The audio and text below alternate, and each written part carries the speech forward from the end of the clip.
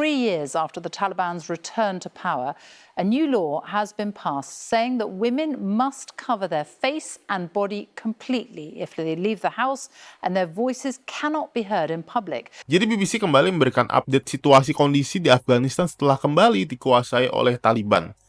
Kita sama-sama tahu bahwa Taliban saat menekankan syariah Islam, dan pasti syariah Islam juga disetujui oleh umat Islam di Indonesia.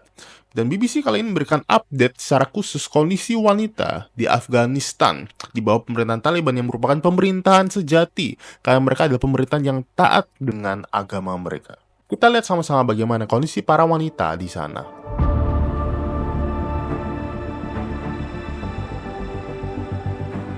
Every moment you feel like you're in a prison. Even breathing becomes difficult. We're like dead bodies moving around. We can't talk. We can't do anything. This is a country where women are increasingly being pushed out of view.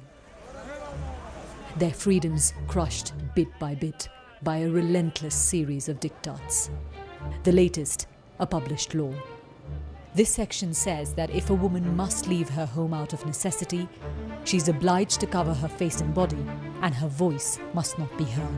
BBC berhasil menginterview para wanita dan juga para remaja, dan mereka mengutarakan ketakutan mereka untuk bersuara di masyarakat.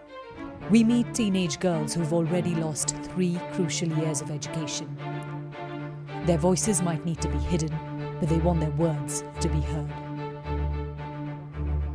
If we go out, we're scared. If we take a bus or remove our masks, we're scared. If we speak louder, we're scared. There's so much fear and stress. If we can't speak, then why go out at all? Why even live? Until last year, groups of women took to the streets demanding their rights, risking violence and detention. Berikutnya adalah aktivis wanita yang ditangkap oleh Taliban. Kira-kira apa yang dilakukan oleh Taliban kepada mereka ya? The Taliban beat me and dragged me into a vehicle saying, "Why are you acting against us? This is an Islamic system."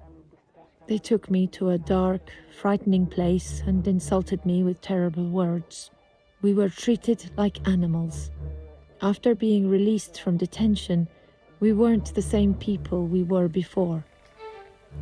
Sebuah pertanyaan yang besar, karena Taliban sendiri menjanjikan kepada masyarakatnya bahwa mereka akan memberikan masyarakat yang lebih baik.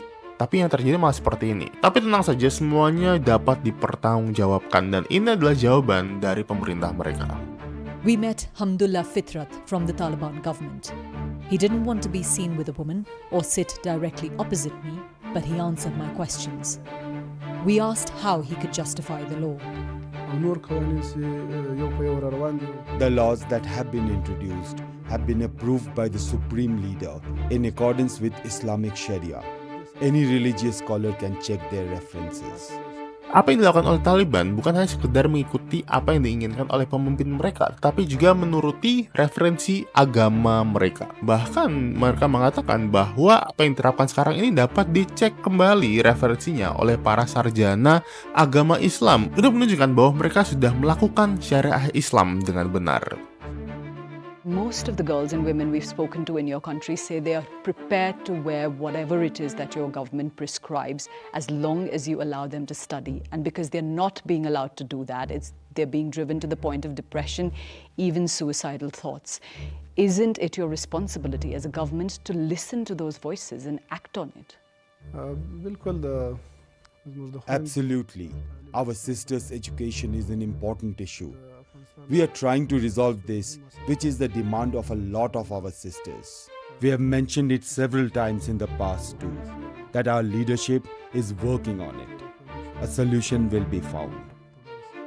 It's been 3 years now since girls were locked out of schools, but it hasn't happened on the ground. Do you really expect people to believe that you are committed to actually doing it?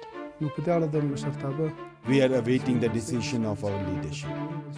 Pendidikan juga menjadi sebuah masalah bagi wanita. Saya jadi teringat dengan Kartini ya, yang mengusahakan agar para wanita di Indonesia dapat mengenyang pendidikan juga. Berbeda dengan Taliban yang punya kuasa untuk menyelesaikan masalah tersebut, tetapi tidak memberikan solusi sampai sekarang.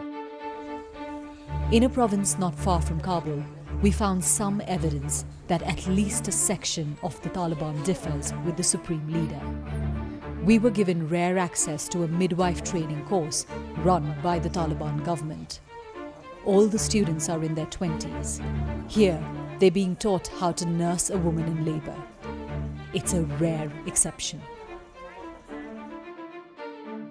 But behind closed doors, some Afghan women are taking matters into their own hands. We meet a teacher who runs a secret school for girls. When the new law came, I explained its rules to my students and told them things would become even more difficult. Every day I wake up asking God to make the day pass safely. Several times I've had to change the location of the school.